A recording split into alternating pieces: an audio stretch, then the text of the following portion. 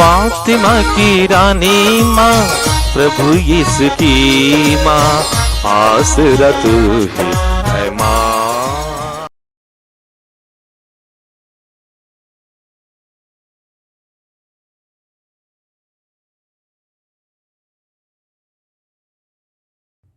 पहला पाठ उत्पत्ति ग्रंथ अध्याय 14 पद संख्याएं 18 से 20 तक।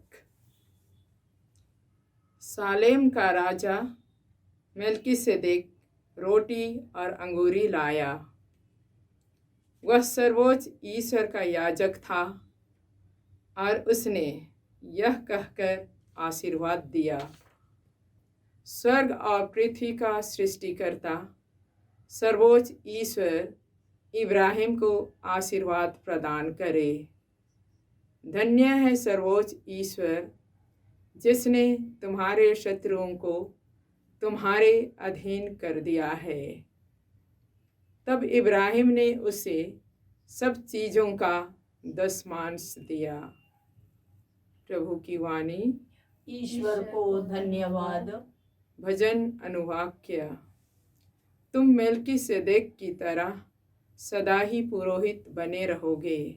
तुम मेल्किसेदेक की तरह सदा ही पुरोहित बने रहोगे। ईश्वर ने मेरे प्रभु से कहा, तुम मेरे दाहिने बैठ जाओ, मैं तुम्हारे शत्रुओं को तुम्हारे पैरों तले डालूंगा। अनुवाक्य। तुम मेल्किसेदेक की तरह सदा ही पुरोहित बने रहोगे। तुम मेल्किसेदेक मेल्किसेदेक की तरह सदा ही पुरोहित बने रहोगे।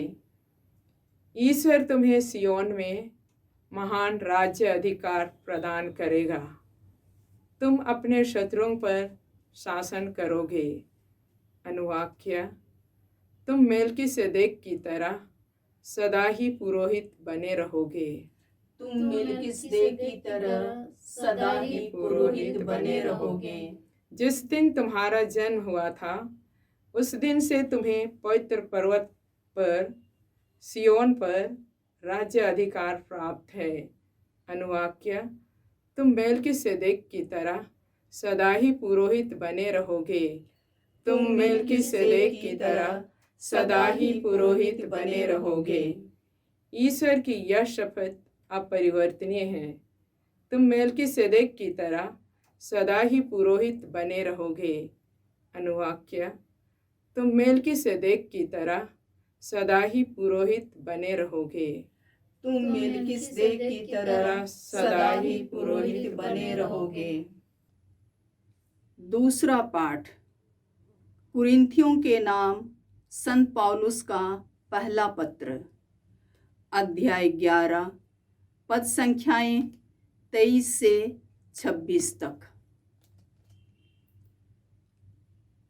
मैंने प्रभु से सुना है और आप लोगों को भी यही बता दिया है कि जिस रात को प्रभु यीशु पकड़वाए गए, उन्होंने रोटी लेकर धन्यवाद की प्रार्थना पढ़ी और उसे तोड़कर कहा, यह मेरा शरीर है, यह तुम्हारे लिए है।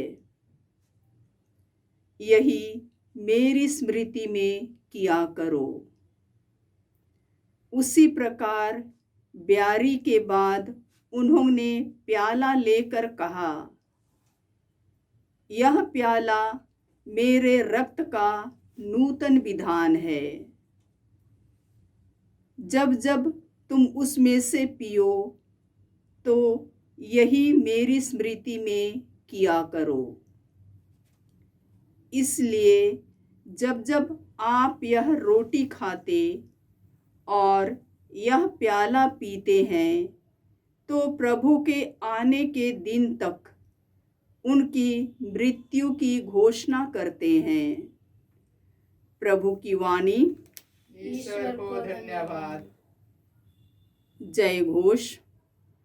आलेलुया आलेलुया। प्रभु कहते हैं, स्वर्ग से उतरी हुई जीवंत रोटी मैं हूँ। यदि कोई वह रोटी खाए तो वह सदा जीवित रहेगा। हालेलुया। प्रभु आप लोगों के साथ हो और आपकी आत्मा के साथ। संत लूकस के अनुसार प्रभु यीशु ख्रिस्त का पवित्र सुसमाचार। हे प्रभु तेरी महिमा हो। अध्याय 9 पद संख्याएं 11 से 17। यीशु ने लोगों का स्वागत किया, ईश्वर के राज्य के विषय में उनको शिक्षा दी और बीमारों को अच्छा किया। अब दिल ढलने लगा था। बारहों ने उनके पास आकर कहा, लोगों को विदा कर दीजिए, जिससे वे आसपास के गांवों और बस्तियों में जाकर रहने और खाने का प्रबंध कर सके। यहाँ तो हम निर्जन स्थान में हैं। यीशु ने उन्हें उत्तर दिया, तुम लोग ही उन्हें खाना दे दो। उन्होंने कहा, हमारे पास केवल 5 रोटियां और 2 मछलियां हैं।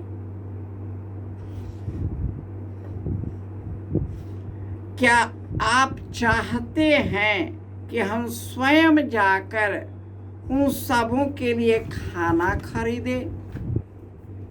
वहाँ लगभग 5000 पुरुष थे। यीशु ने अपने शिष्यों से कहा, 50-50 करके उन्हें बैठा दो। उन्होंने ऐसा ही किया और सबको बैठा दिया। तब यीशु ने वे 5 रोटियां और 2 मछलियां ले ली, स्वर्ग की ओर आंख उठाकर उन पर आशीष की प्रार्थना पढ़ी और उन्हें तोड़ तोड़ कर वह अपने शिष्यों को देने लगे, ताकि वे उन्हें लोगों में बांट दे। सबों ने खाया और खाकर तृप्त हो गए।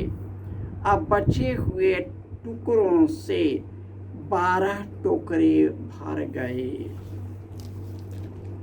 यह प्रभु का सुसमाचार है। हे क्रिस्त तेरी स्तुति हो।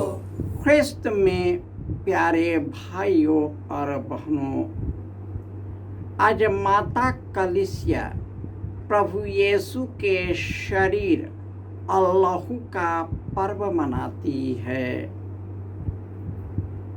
प्रभु यीशु अपने शरीर और लहू को इस प्रकार देते हुए कहा, यह मेरा शरीर है, यह मेरा रक्त है, तुम मेरी स्मृति में इसे किया करो। प्रभु यीशु अपना संपूर्ण जीवन हमारी भलाई के लिए समर्पित कर दिया और अपना खून बहाकर हमारे पापों से मुक्त किया, हमें स्वर्ग राज्य से भर दिया। प्रभु यीशु ने कहा है, जीवन की रोटी मैं हूँ, जो मेरे पास आता है उसे कभी भूख नहीं लगेगी, और जो मुझ में विश्वास करता है उसे कभी प्यास नहीं लगेगी। स्वर्ग से उतरी हुई जीवंत रोटी मैं हूँ, जो मुझे खाता है उसे अनंत जीवन प्राप्त है। मैं उसे अंतिम दिन पुनर्जीवित करूँगा। मैं तुम में हमेशा के लिए निवास करूंगा। प्रभु यीशु अपना संपूर्ण शरीर और लहू, अपनी जिंदगी हमारी मुक्ति के लिए समर्पित कर दिया।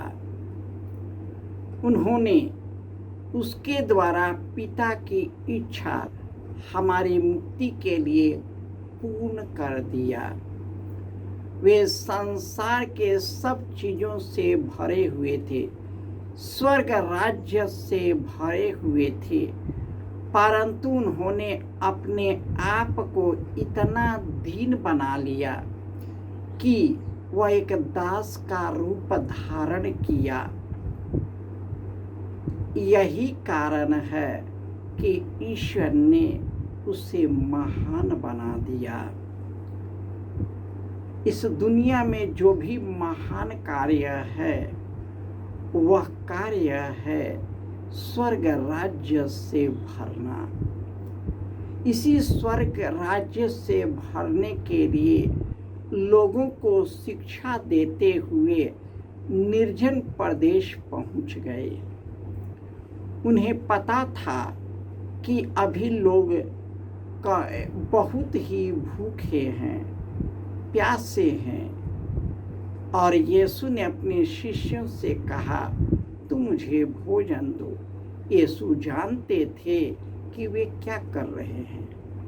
यीशु खुद उनके पास रहता है, शरीर और लहू के रूप में रोटी बनकर उनके साथ है, इसलिए उन्हें चिंता करने की कोई ज़रूरत नहीं। और यीशु ने धन्यवाद की प्रार्थना पढ़ी और उन 5 रोटियों और 2 मछलियों से उन्होंने 5000 केवल पुरुष, स्त्रियां और बच्चों को छोड़ इतने लोगों को खिलाया, क्योंकि वे हमारे लिए शरीर और लहू बन गए।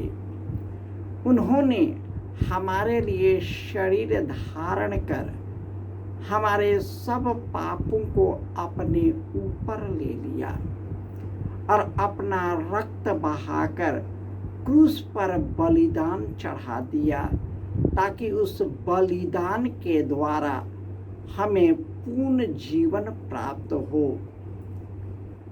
यदि हम संपूर्ण हृदय से, पश्चातापी हृदय से उनके पास आते हैं, वह हम पर दया करता है, क्योंकि उन्होंने अपना सहायक पवित्र आत्मा को हमारे पास भेजा है, जो हमारे साथ रहता है और हमें यीशु और पिता ईश्वर से जुड़े रहते हैं।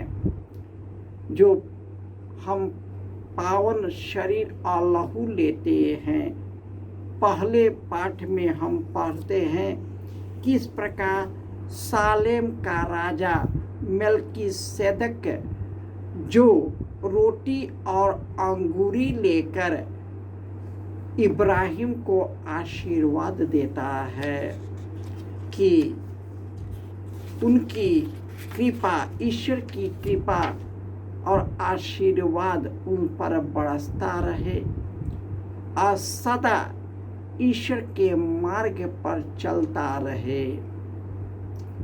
और वही जो भेंट है, परम प्रसाद, यीशु का शरीर और लहू, जो हर एक ख्रिस्तियाग में हम उसे लेते हैं, उन्हीं का प्रतीक है, जो यीशु ने क्रूस पर अपनी कुर्बानी देकर हमें पापों से मुक्त किया, अपने पुनरुत्थान के द्वारा हमें स्वर्ग में बैठाया, और इस तरह उन्होंने स्वर्ग में जाकर पवित्र आत्मा को भेज दिया, ताकि हम यीशु से, पुनर्जीवित यीशु से, पिता ईश्वर से जुड़कर अनंत जीवन के अधिकारी बन सके। जय यीशु